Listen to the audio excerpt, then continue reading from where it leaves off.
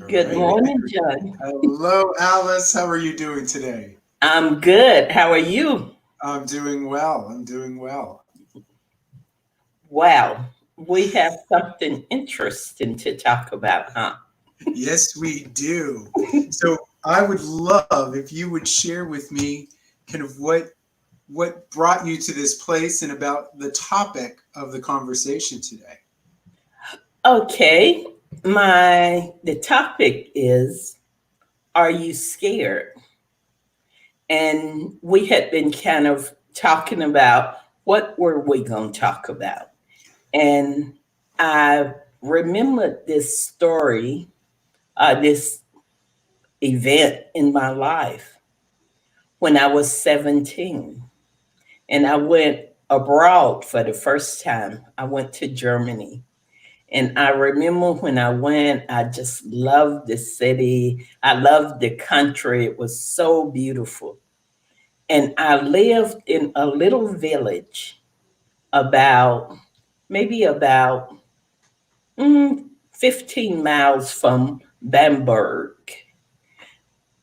And I was the only American, me and my husband. We were the only Americans in that little village. Not only were we the only American, we stood out because we were the only blacks in that little village. But everyone was so friendly, and I really enjoyed it. And what I especially loved was every morning I would take my basket and walk down to the bakery, and you could buy fresh broachings and croissants, and I loved that. And every morning when I would walk down, I would see this young couple, and they would wave and speak. So finally, they got up the nerve to come over and talk to me. And we were talking, and they asked me, where was I from in the United States? And I told them Mississippi. And all of a sudden, I could see, literally see, the blood drain from their faces. And they lowered their voice and they asked me, are you scared? And I thought, no, I'm not scared, but I had no idea why they would ask me that. And I was standing there 5,000 miles from home in a little village. And these two people had asked me, was I scared because I lived in Mississippi? And I knew they knew something that I didn't know. So that started me on a path in this journey of my life, on a path to find out what was it they knew that I didn't know. So I went to the library, and this was like in the 70s. So the library, there was no Google and no internet and all of that.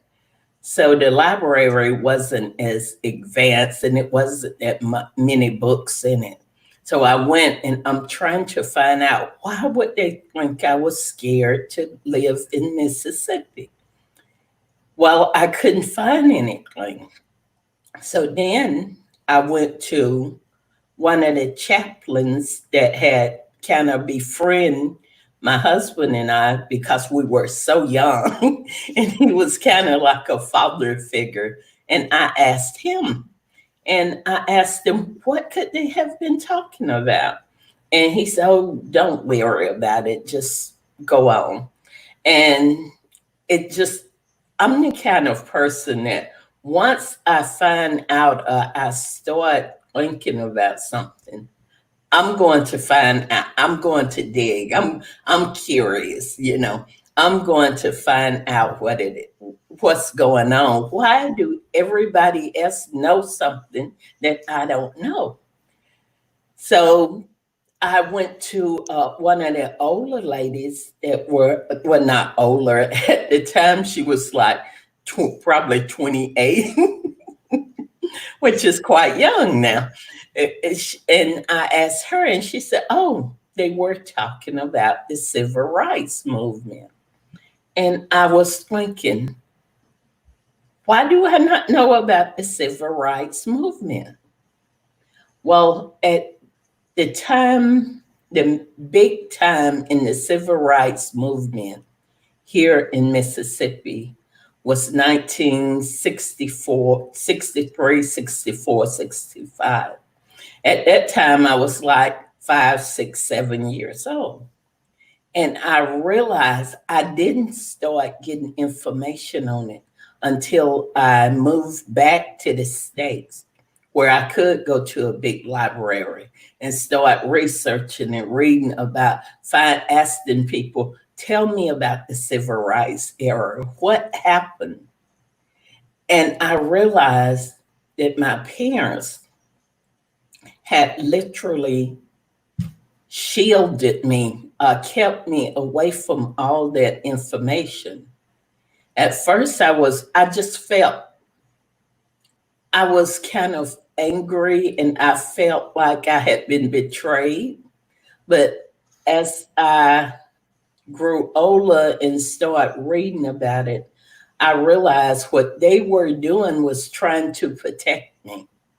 They were trying to keep all the ugliness away from us because I was only about 40 miles from where all of this was taking place. But I had no idea it was taking place.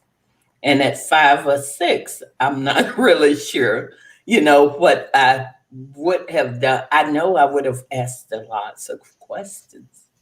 But I realized also, not only did my parents try to shield me, to protect me, but I realized that the whole country had really all the books when I went to school.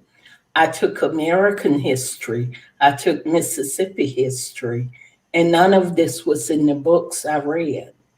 None of this, all of this had been hid, had been written in a way where the true story was never told. And when I thought about this title, Are You Scared? And I remember thinking, I had read about the Holocaust. They had taught me that in school, but they didn't teach me. They taught me about something 5,000 miles away, but they did not teach me about what was going on in my own house, in my own country. It had been hid, and I felt betrayed, but I also it gave me a determination that my children would never not know their history. And I realized that title, Are You Scared? They were asking me, was I scared because of what I was growing up in? But now when I think about that title is not only for Black America, it's for all America. What are we scared about? Are we scared? Yes, we are scared. We are, but not for the reason I think a lot of us are scared of the truth. I got the truth 5,000 miles away, or at least the beginning of it. So now, when you learn the truth, you have a choice. Do I do something about it? Do I just pretend I still don't know? So that's where that title comes from. Are you scared? And I think it's all of us in America should look in the mirror and ask ourselves, are you scared? And what are you scared of? Amazing. Thank you. Thank you for sharing all that. I'm curious, Alice.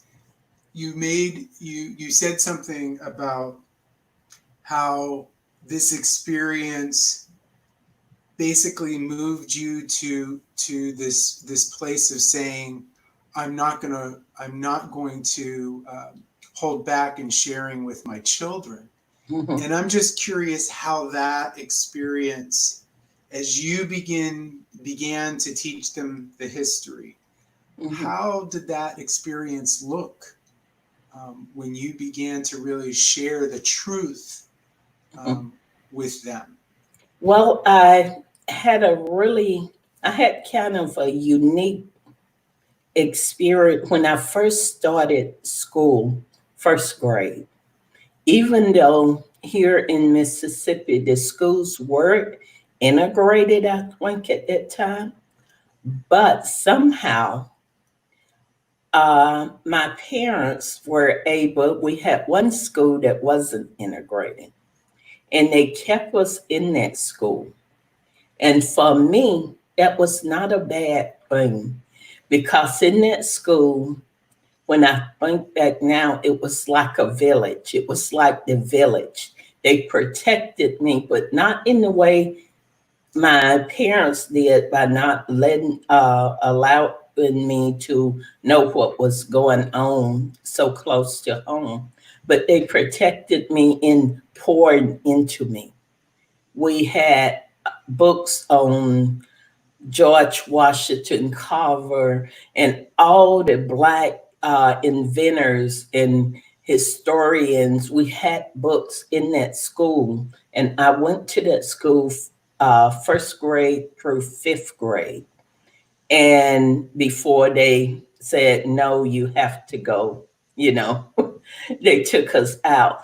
And I went to that school and I remember having those books, and I would get one from the library every day and I would read it on the way home, and on the way back, I could read that one book. So when I had children, I made sure that we always had in our house a library of Black historian, of Black inventors that showed their history. I, I'm a book lover. So I always had books that they could look in and they could ask questions. So they wasn't just blindsided. Now it was quite different when we moved back here to the States and we moved to Mississippi because I think then they start seeing some of the division between black and white, between the races, where they military brats. So in the military, it's kind of like a big family, and you fight within the family, but you're still family. So that's when they start asking questions more, my son more, because he was like 13, I think. And he was like, wow, mom, it's really a black white thing here. And I said, yeah, I said, it's quite different. And they start hearing words that they wasn't used to hearing, you know. And it was um for some reason they kind of maybe because of the history that they have read the history and read the books and always been exposed to books on black history, they wow, this is really different. They just thought it was really different. And my daughter to this day, even though we've been back here 20 some years now, and she has children. But to this day, she still struggle with it somewhat. So yeah, she still like, I just can't believe this. So yeah. So, and I know you have, and you shared with me, you have grandchildren, and I'm curious, what kind of conversations, if any, are you all having with them, especially right now with all that's going on? Of course, it's Mhm. been going on for as long as we can remember, but I'm just curious. You've gone through a couple generations now, and Right, right. now I'm curious how this might um, how is this being brought up with now this next Mhm. generation? I'm curious. Well, because of Corona, I haven't really been able to see them. But this weekend, will be the first time I see like the little ones. A 7 year old is a 3 year old. He's not, he doesn't care about anything except dinosaurs. But the 7 year old, he's very intelligent. So I'm interested in seeing what he's going to say. And that's my son's son, and his mother is actually African. She's from Africa. So I'm sure, to her, even to her, she's like, wow, you always dream of being coming to America in America. And wow, this is kind of scary that I have two sons, you know, that that's being brought up here. This is kind of scary. So I'm not exactly sure what they have told them. We haven't talked about the conversations, but I'm sure this weekend I will hear quite a bit about it. So. Yeah, yeah, yeah. And I also wanted to ask you, if you don't mind me bringing up, because when we first talked about this a little bit, Mhm, you shared the story of you being a young child mhm. and going to get ice cream with your father Yeah, and in town. And yeah, and uh, it's not even a town really. It's just this little store. At that time, it was just this little store that you could go to that wasn't per se in the country where we were, somewhere in the country, but it was a little country store that you would go to. And I remember when I was probably about 6 or 7, somewhere in there. I know it was younger than 10. We used to go to this little place, and they had one place where you could get an ice cream cone. But I remember we would always have to go to the window and get our ice cream cone. And I could see the white kids inside, and they would be playing music and laughing and eating ice cream and burgers and things. And if we wanted a burger, we had to go to this other place, but we had to go around the back and get a burger, even though one of our family members were inside cooking the burgers. And I asked my dad, why come we have to go to the window, or why do we have to go around the back? And I remember him telling me, and I really didn't understand it that well at the time, but the things that he told me, I always remembered them. And it was like later in life, they just came and knocked on the door and said, remember me.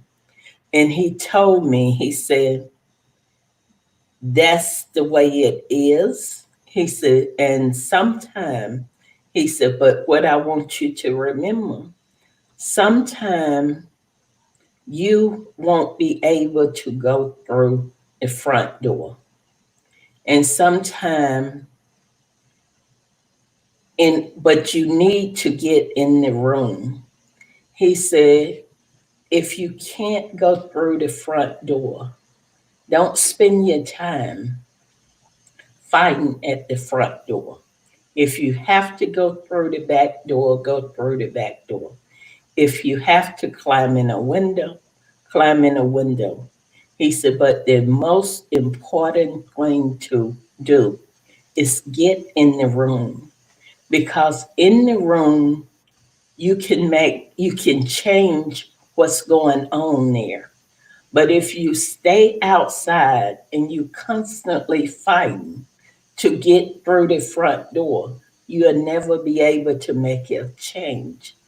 And like I said, that time I thought, because he used to tell me all these things, and I thought, okay, here comes something else that he's not going to tell me. So I ate my ice cream and whatever. And later on, I remembered that, and I've told it to lots of people, not to the point of saying don't go through the front door, because as time has changed, you can go through the front door. But when you go through the front door, make sure once you're in the room that you do something that will change the atmosphere in the room, because nobody is really concentrating on whether you come in the room, what door you come in. Once you're in the room, that's when we as a human race have a chance to change the atmosphere. It's not about the door, the window, or whatever. Yes, that is important. I'm not saying that's not important, but it's the changing. If we concentrate so much on that, the bigger picture of what we should be doing is going to get lost. And what we need to do is change the atmosphere in the room. So I realized, like I said, my dad used to tell me all these little things when we would be walking in the woods, or he'd go to the garden. Um, I would go fishing with him, even though I hated fishing. But I realized later, my parents weren't uh, people that had money. They were sharecroppers.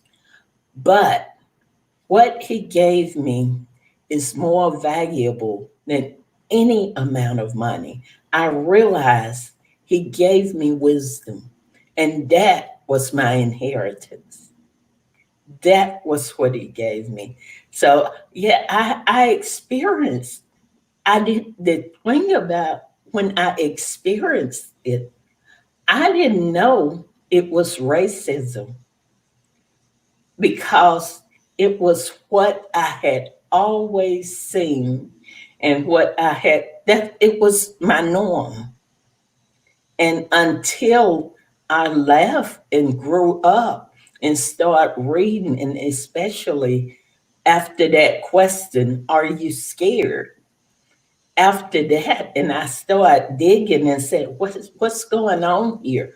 Then I realized what it was called.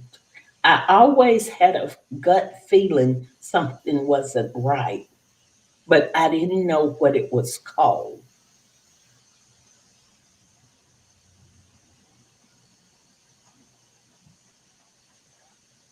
So how do you think this has all kind of come together? We've been talking about how these reflections Mhm, of our past actually are informing our present. mhm, And I'm just curious how this has helped you manage this world, because you also said like this was the norm, but mhm. our norm has been, it's been upended, right? These Right, right. times. But I'm curious how that those words of wisdom now kind of how you use those words of wisdom in this present moment that we're in for Yeah. yourself. Well, you said something sparked when you said that, how I said that was my norm. And you said, our norm has changed. That was my norm. It needed to be changed. What was our norm, what's going on now is showing us it needed to be changed.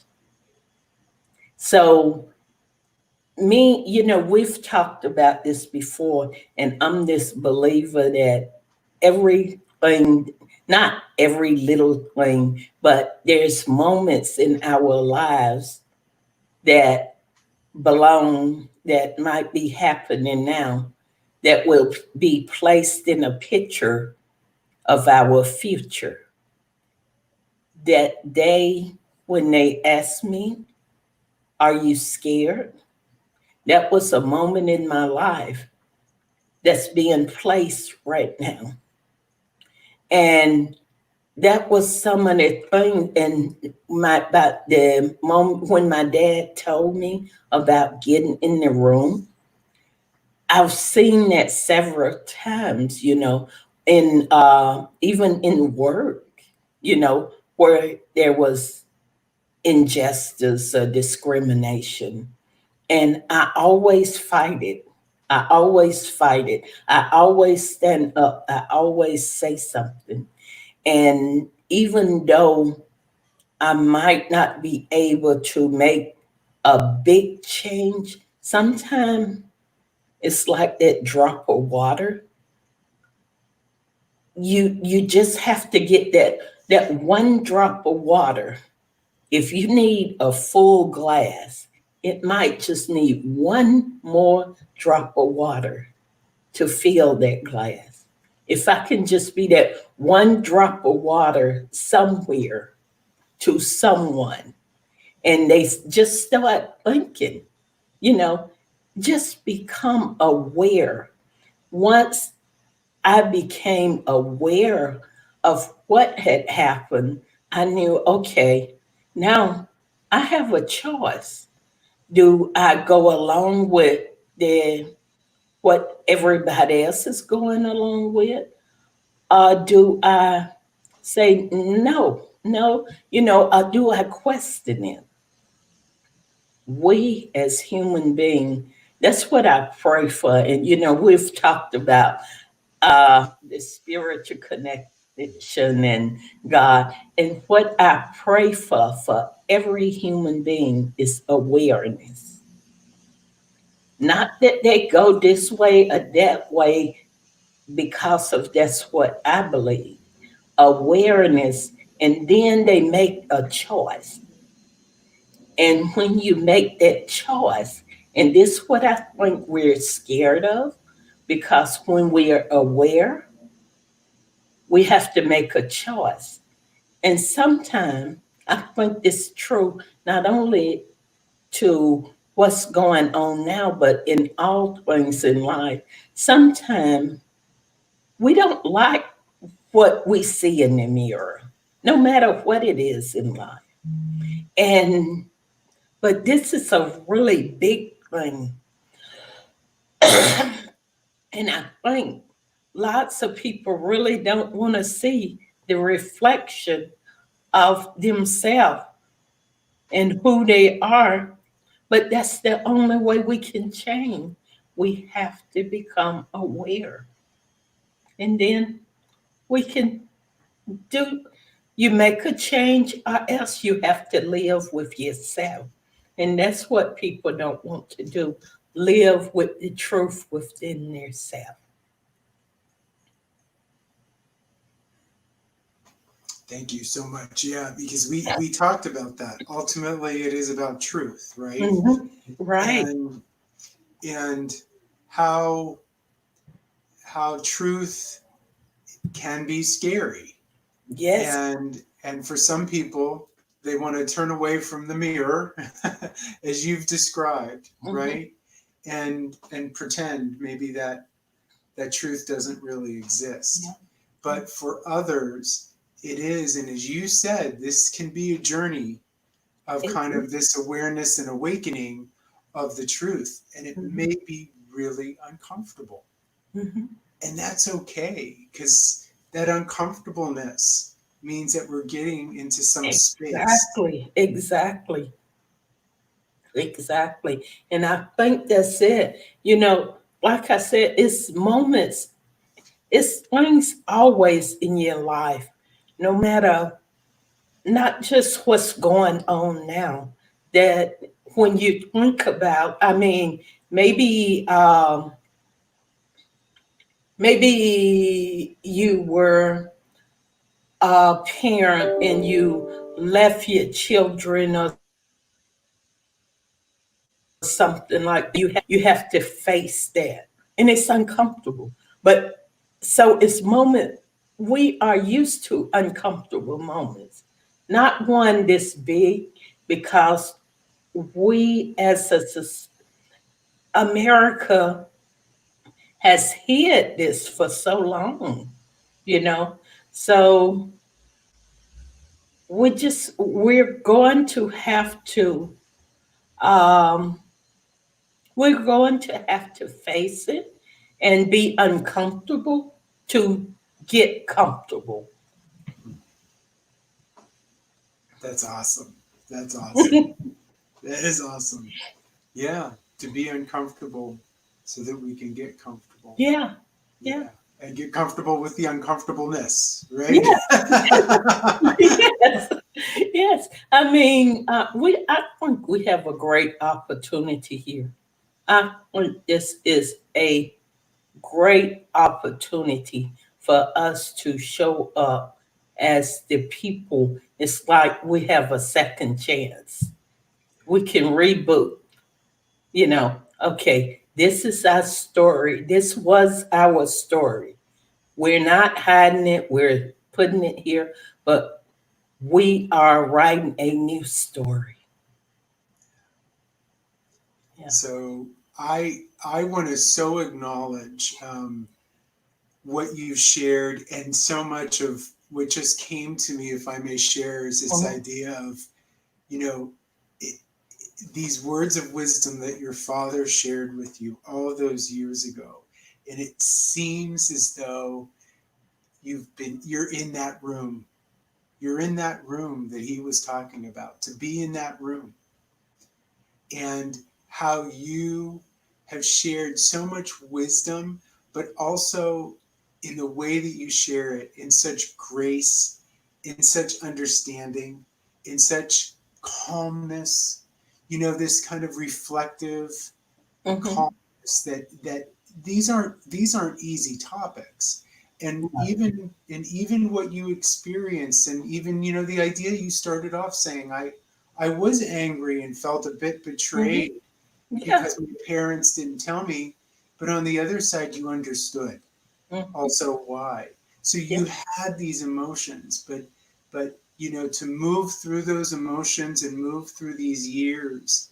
But as I said, it just seems as though in this conversation, in this story, it is so clear and evident that that legacy that your father shared and left with you is before us. It's what you've shared with us today and who you are. Well, I just want for humanity to be able to, I mean, I have nothing to hide, have nothing to hide. This is my past. This is my ancestors went through this. It was really ugly. But I don't want that story hid. I don't want that story, and I don't want to carry the burden. And I think I never speak for all of Black America, but I don't think, me as a Black person, I don't want to carry the burden of hiding that story anymore. It's too heavy, it's too heavy. It has to come out. We have to say, this is the ugly truth. And now we will build and go from here. And it's possible. It's possible. If we work together, it's possible. Amazing. Thank you so much. Thank you so much for sharing your story today. Well, thank you, John. I know it's probably might be a little uncomfortable. It's not that comfortable for you. I know it's not for me because we are sharing and we have come to this point by different roads. But we are here now. We're in the room now. And we're going to make a change. So thank you. And I look forward to us doing this again. Well, as we've said, and what's happened is that when we share these stories, as we listen and experience these moments, then things begin to appear and things begin to rise up. I know for myself, and hearing this story and kind of, okay, now where do I go Mhm. with my story? And because of what you've shared, Yeah. this is now allowing me to begin to think about my own life and where I'm at, Right. in this time right now. Yeah. So these magical things, these sometimes divine things happen I agree. when we take these moments to hear and listen to each other. Yes. And it can be uncomfortable, and the truth can be very uncomfortable. But speaking about it begins to Yeah. change things, And yes, we're in the room, and it's Yes. it's been an honor to be in this room with you today. So Thank you, John. It's been an honor having you in this room with me. thank you so much, Alice. Okay. All right. Okay. Until next time. Until next time. Okay. Bye bye. Take care. Bye bye.